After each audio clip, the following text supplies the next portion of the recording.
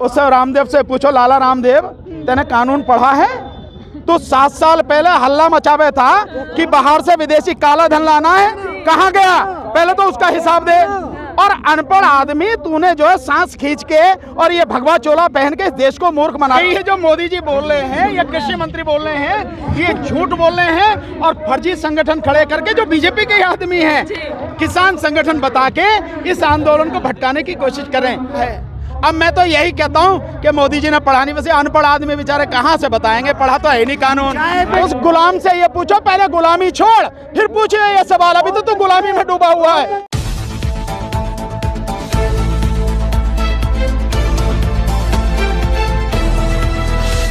रामदेव जी भी कह रहे हैं कि मोदी सरकार किसान विरोधी नहीं हो सकती है। अच्छा जी, उनका बयान आया अभी कुछ दिनों पहले। उससे रामदेव से पूछो, लाला रामदेव तेने कानून पढ़ा है?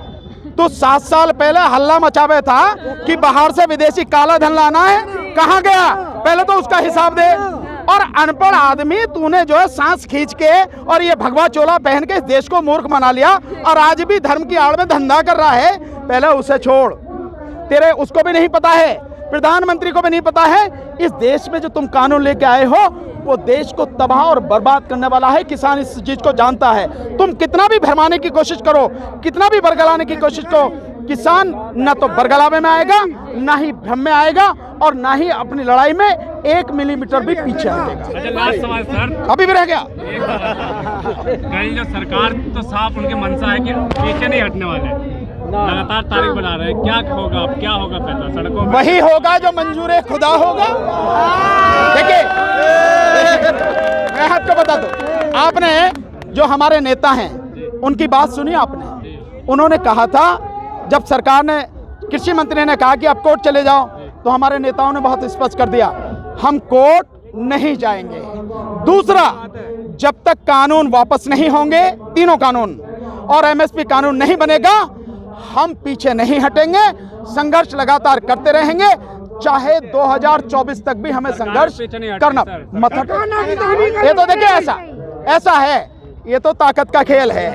जब पूरे देश की जनता खड़ी हो जाएगी, और अब हम यही काम करेंगे, देश की जनता को खड़ा करेंगे, घर घर में जाके बताएंगे कानून कितना खतरनाक है, हर व्यक्ति को बताएंगे, गांव-गांव शहर जाके बताएंगे और पूरे देश की जनता को खड़ा करेंगे।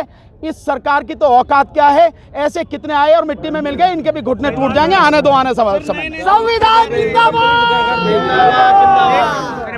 किसान कौन सा हट रहा है पीछे? किसान भी नहीं हट रहा। कैसे? किसान के जीने मरने की बात है, रही बर्ड फ्लू की बात।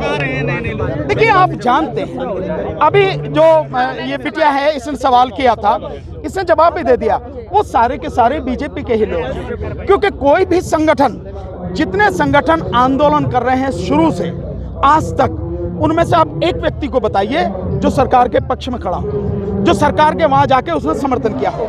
और मैं दावे के साथ कहता हूं, इसको भी आप निकलवा लीजिए कि जिस तरह से सरकार ने नहीं पढ़ा कानून, माननीय प्रधानमंत्री और कृषि मंत्री ने नहीं पढ़ा, वो जो है ना, जो आ रहे समर्थन में, उनमें से एक भी ऐसा नहीं है जिसने एक भी शब्द उस कानून का पढ़ा हो। तो वो लोग हैं जो गुलामी करते आए हैं और अंधभक्त हैं, जिन्हें मोदी जी और बीजेपी के अलावा कुछ दिखता ही नहीं है। तो उनकी बात करके समय खराब करना मैं नहीं समझता कोई सही बात। कुछ आरएसएस के लोग जो है ना, सरदार बन के आ रहे हैं, किसान, नकली किसान बन के आ रहे हैं और बदनाम करने की कोशिश। वो देखिए, मैंने आपको पहले बता दिया कि आरएसएस बीजेपी के लोग ही इस आंदोलन को बदनाम करने के लिए, इस आंदोलन को खराब करने के लिए तरह तरह के भेष बदल कर आ रहे हैं। तो हम सारी चीजें जानते हैं, हम जानते हैं, उनको समझ लेते हैं। कई लोग पकड़े भी गए हैं, आगे भी इसी तरह से पकड़े जाएंगे। मैडम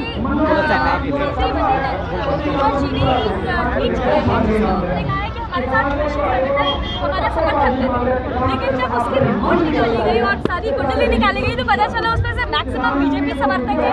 कुछ 2-3 साल पहले जो है वो बने हुए संगठन है। तो इस तरह से जिस तरीके से गुमराह करने की कोशिश की जा रही है, क्या लगता है, क्या मंशा है? मेरे बताने की जरूरत है? सब तो आप ही ने बता दिया, आप दुनिया को बताओ। आप दुनिया को बताओ कि ये जो मोदी जी बोल रहे हैं या कृषि मंत्री बोल रहे हैं, ये झूठ बोल रहे हैं और फर्जी संगठन खड़े करके जो बीजेपी के आदमी हैं, किसान संगठन बता के इस आंदोलन को भटकाने की कोशिश कर रहे हैं। इनके पास है कुछ नहीं, पूरी तरह से अंदर से खोखले हैं। झूठ का आडंबर खड़ा करते हैं और झूठ में ऊपर से नीचे तक डूबे हुए हैं, इसलिए बेचारे इसके अलावा कुछ कर नहीं सकते। तरस आ रहा है मुझे कृषि मंत्री जी की इस बात पर। अबे किसी एक ढंग से संगठन को ले आते तभी कुछ बात होती है, नहीं कोई भी। इसका मतलब साफ है, देश की तमाम जनता और देश के तमाम किसान सब एक जगह हैं, एक साथ हैं, एकजुट हैं और सरकार के इस भयानक षड्यंत्र और अत्याचार के खिलाफ एकजुट हैं। और जब तक ये तीनों कानून वापस नहीं होंगे तब तक लगातार लड़ेंगे। तो आप ये पूछिए ना जुनैद भाई, ये पूछिए प्रधानमंत्री जी से, प्रभु ये तो बता दो इस कानून की कौन सी धारा जो है देश के हित में है और किसान के हित में है, जरा पढ़ के हमें समझा तो दो। तो तुम्हारी जो 22 भाषाओं में ट्रांसलेशन होता है मन की बात का, इसे भी ट्रांसलेशन करके हमें दिखा दो, बता तो दो। हकीकत ये है, आपने जितनी भी इस कानून के संबंध में प्रधानमंत्री की स्पीच सुनी होंगी, बातें सुनी होंगी, इधर उधर की बातें करते हैं। कानून बहुत बढ़िया है, देश के लोगों के हित में है, किसान का बड़ा उद्धार हो जाएगा, ये नहीं बताएंगे कानून क्या है। अब मैं तो यही कहता हूं कि मोदी जी ने पढ़ा नहीं, वैसे अनपढ़ आदमी बेचारे कहां से बताएंगे, पढ़ा तो है नहीं कानून। इसलिए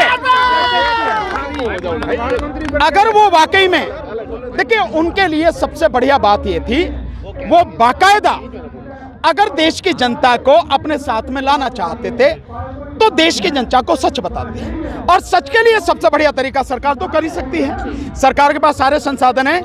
इन कानूनों का जो तीनों कानून केवल 23 पेज के हैं, सभी भारतीय भाषाओं में, जो संविधान की 8वीं अनुसूची के अनुसार 22 हैं, जिनमें प्रधानमंत्री जी की मन की बात का ट्रांसलेशन होता है, प्रसारण होता है, उसमें अनुवाद कराएं।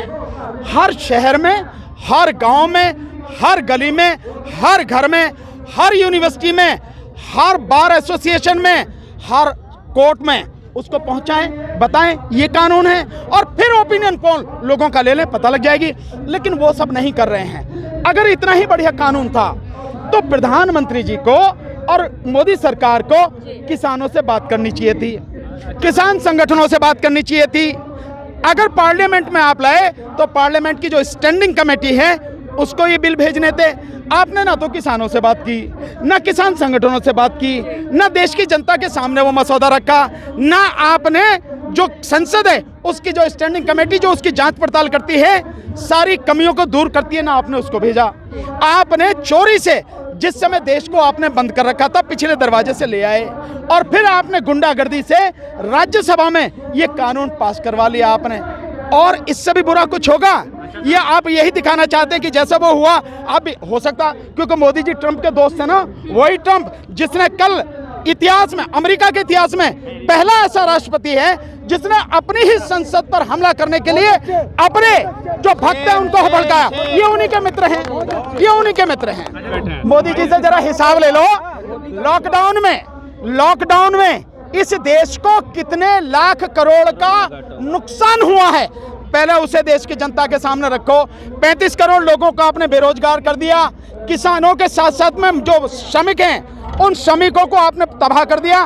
किसानों से पहले उनको तबाह करने वाला कानून लाए, तो पहले उसका हिसाब दिखाओ ना, किस तरह से जीडीपी -24 में चली गई और अब जो जीडीपी है आपके आंकड़ों से माइनस में 7.7 जा रही है। और वो है इंटरनेशनल मॉनेटरी फंड IMF, उसके हिसाब से माइनस में 10% से भी ज़्यादा जा रही है। इसका हिसाब दो प्रभु, फिर बताएंगे आपको। सरकार ने सुप्रीम कोर्ट में डाल दिया सर, अब इस पूरे मसले को बस सरकार कहीं भी डाल दे, वो सरकार है, मैं को रोक सकता हूं उसे। और वैसे भी सरकार जो काम नहीं करती है, जिसमें फंस जाती है, उसे सुप्रीम कोर्ट के माध्यम से ही कराने का ये काम करती है। तो डाल दिया, उसने डाले, वो हमारा काम नहीं, उनका काम है। ये ऐसा है, ये देखिए ऐसा है, ये ऐसे ही हैं जो बताते हैं ना कि हजारों साल पहले इस देश में प्लास्टिक सर्जरी होती थी और जो हाथी का सिर है वो बच्चे के सिर पे लगा दिया और गणेश जी बन गए। तो भैया ये कुछ भी कर सकें, वर्ड फ्लू कहीं भी फैल सके, और ये नाली से निकलने वाली गैस से जो है चूल्हा जला सके हैं, ये कुछ भी कर सकें। भाई बीजेपी वालों का कोई वो नहीं है। अगर लोग भेष बदल कर आ रहे हैं और आतंकवादी हैं तो मैं दावे के साथ कर सकता हूं वो बीजेपी के लोग हैं। बीजेपी के जो भिन्न भिन्न संगठन हैं, जो RSS के संगठन हैं, ये उन्हीं के लोग हैं जो इस आंदोलन को बर्बाद करना चाहते हैं, इस आंदोलन को बदनाम करना चाहते हैं, उन्हीं के लोग। अभी एक सुबह ट्वीट आया काय का के वो बोल रहे हैं कि रजत शर्मा का वो बोल रहे हैं कि किसान चाहते क्या है, ना तो सरकार की बात मान रहे हैं, अबे उस गुलाम से ये पूछो, पहले गुलामी छोड़ फिर पूछिए ये सवाल। अभी तो तू गुलामी में डूबा हुआ है, तेरे सवाल का क्या जवाब दें?